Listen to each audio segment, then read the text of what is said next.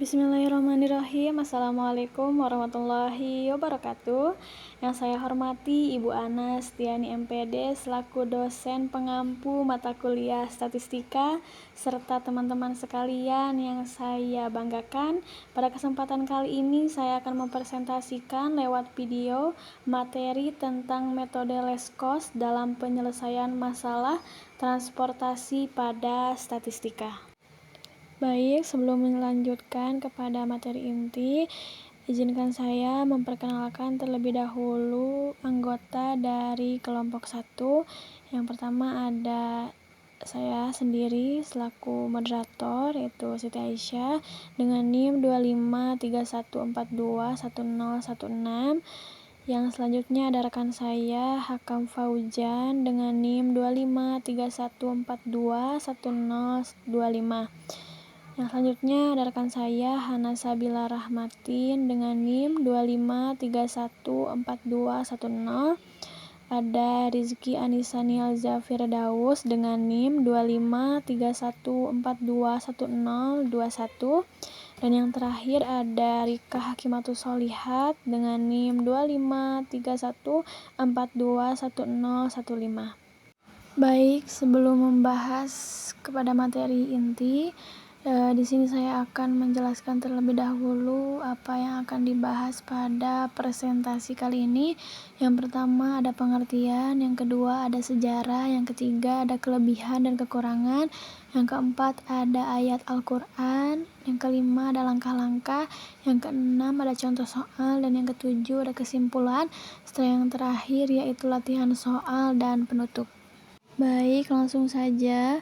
Selanjutnya yaitu penjelasan materi mengenai pengertian, sejarah, serta kekurangan dan kelebihan yang akan dijelaskan oleh Saudari Rizky Anissa Nilza Firdaus. Pengertian metode Leskos. Metode Leskos merupakan teknik optimasi dalam masalah transportasi yang bertujuan meminimalkan biaya distribusi barang dari sumber ke tujuan dengan mengalokasikan pasokan ke sel berbiaya terendah terlebih dahulu. Pendekatan ini sistematis dan efisien, sering digunakan dalam manajemen rantai pasok untuk mencapai solusi awal yang mendekati optimal tanpa perhitungan rumit. Sejarah metode Leskos. Metode transportasi ditemukan pertama kali oleh F.L. Hitchcock pada tahun 1941. Ia menyajikan dalam suatu studi mengenai the distribution of a product from several sources to numerous localities. Metode inilah yang pertama-tama digunakan dalam memecahkan persoalan transportasi, yang kemudian disusul oleh T.C. Koopmans yang pada tahun 1947 menerbitkan buku tentang sistem transportasi dengan judul Optimum Utilization of the Transportation System. Di sini ada kekurangan dan kelebihan. Kelebihannya, yang pertama, mencari dan memenuhi rute dengan biaya terendah terlebih dahulu sehingga lebih efisien dibandingkan metode Northward Corner. Yang kedua, langkah-langkahnya sederhana dan mudah dipahami, cocok untuk pemula atau aplikasi praktis pada skala kecil menengah. Yang ketiga, menghasilkan solusi awal yang mendekati optimal dengan biaya minimum serta memanfaatkan kapasitas secara optimal tanpa pelampauan. Kekurangannya, yang pertama, tidak menjamin solusi optimal. Meskipun memiliki biaya terendah, hasil akhirnya masih berupa solusi awal yang belum tentu minimum secara keseluruhan. Yang kedua, kurang efisien untuk tabel besar pada masalah dengan banyak sumber dan tujuan. Proses pemilihannya, biaya terendah berulang bisa menjadi tidak praktis jika manual.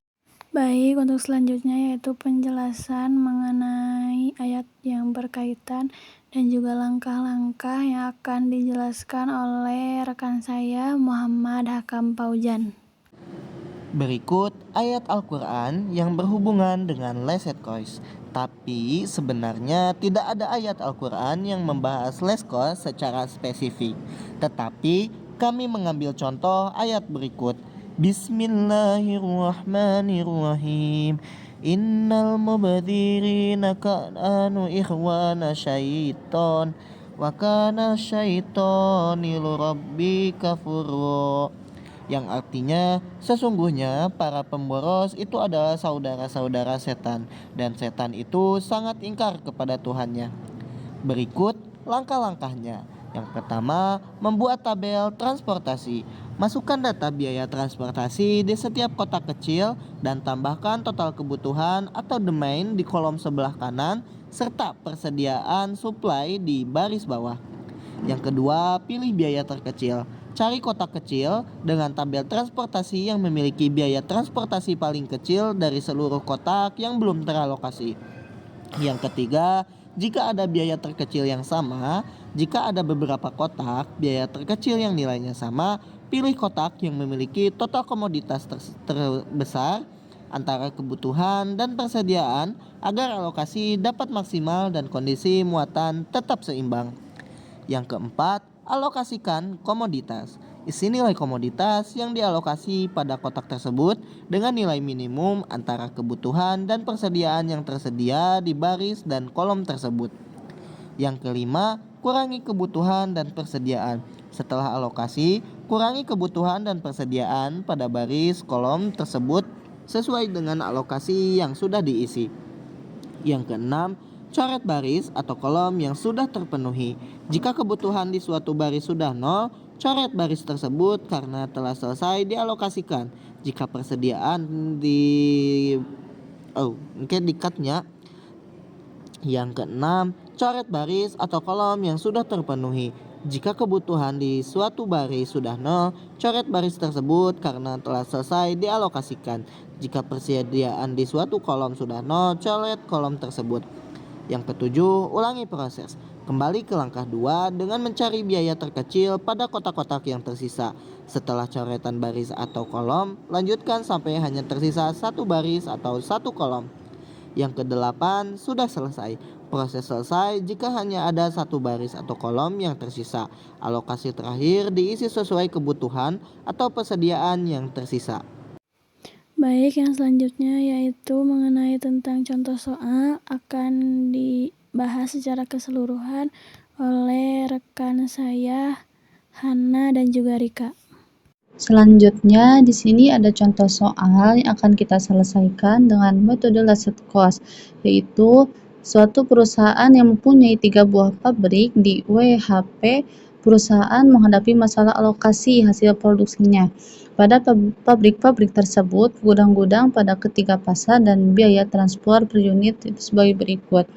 Nah, di sini ada tabel kapasitas pabrik, yang mana pabrik W dengan kapasitas produksi tiap bulannya yaitu 90, pabrik H dengan kapasitas per bulannya 60, pabrik P dengan kapasitas per bulannya 50. Jadi total kapasitas pabriknya itu 100.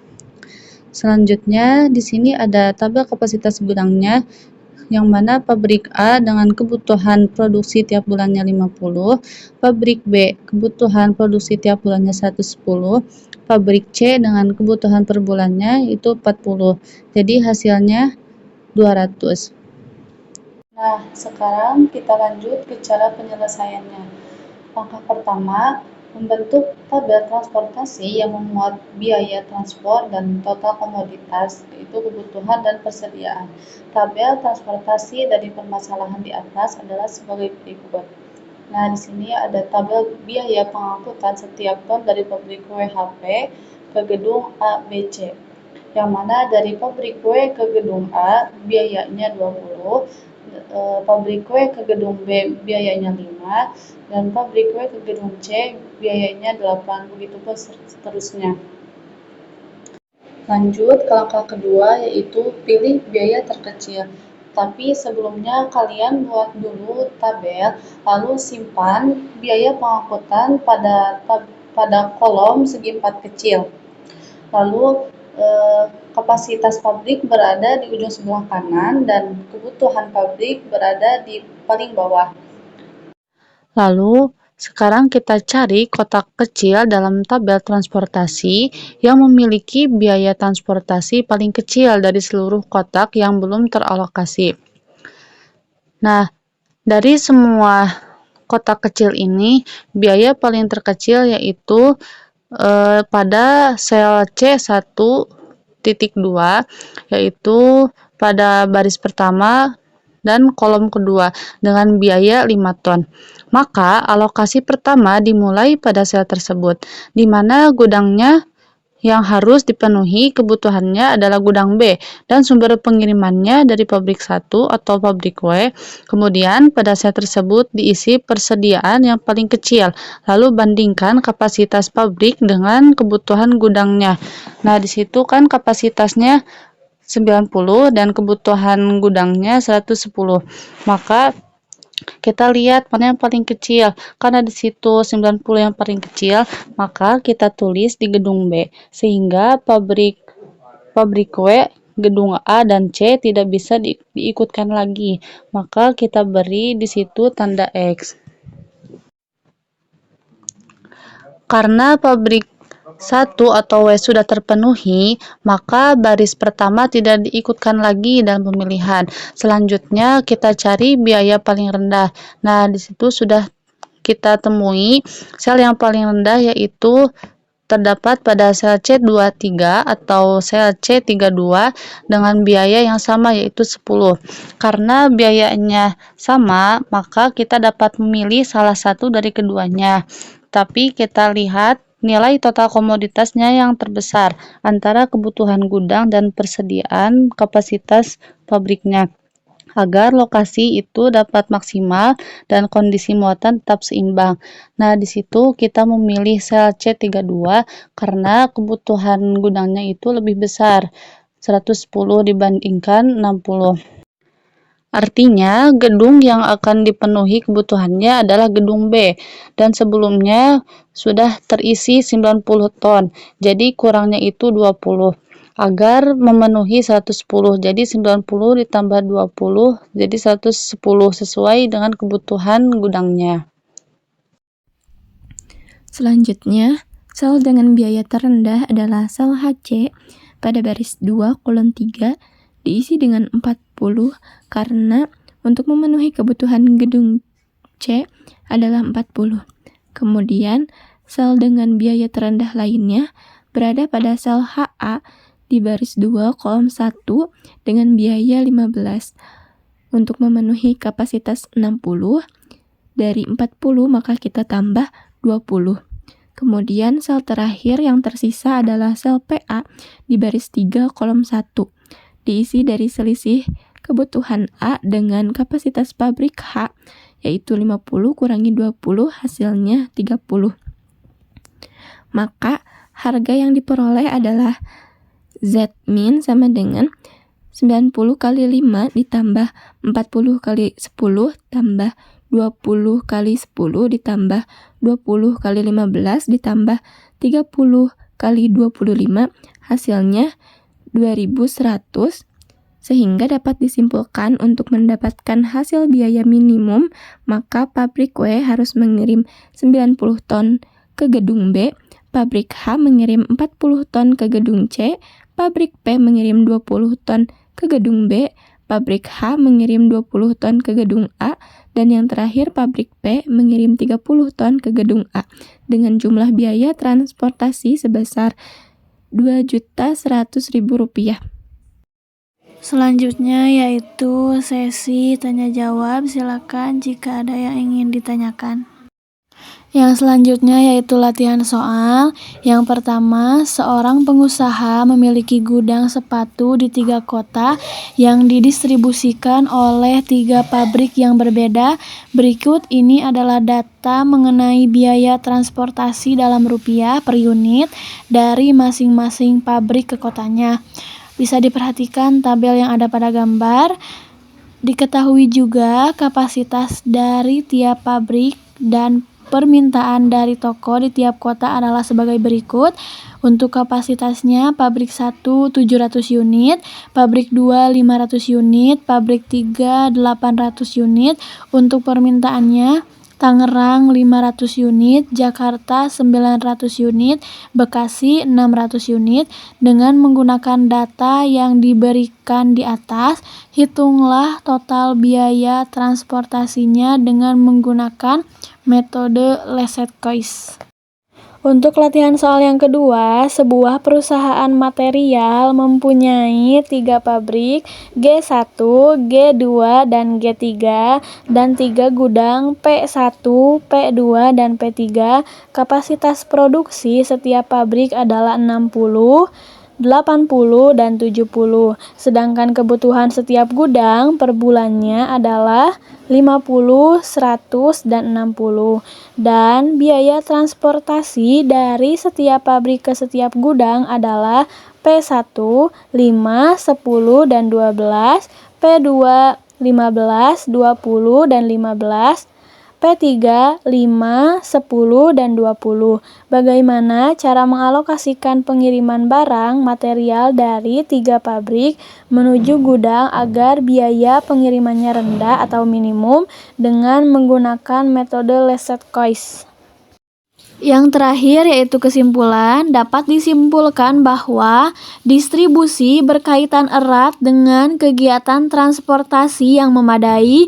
Permasalahan distribusi barang merupakan aspek yang harus diperhatikan karena permasalahan tersebut memiliki pengaruh yang cukup besar terhadap biaya dan tingkat pelayanan kepada konsumen. Maka diperlukan cara untuk mengatasi suatu pendistribusian barang dengan menggunakan metode transportasi sehingga meminimalisasi biaya distribusi total. Metode Leset-Kois dapat dijadikan sebagai salah satu teknik solusi dalam transportasi sehingga pendistribusian barang dapat dilakukan seefektif mungkin dengan biaya yang minimum. Sekian video presentasi dari kelompok kami, kurang lebihnya mohon maaf. Wassalamualaikum warahmatullahi wabarakatuh.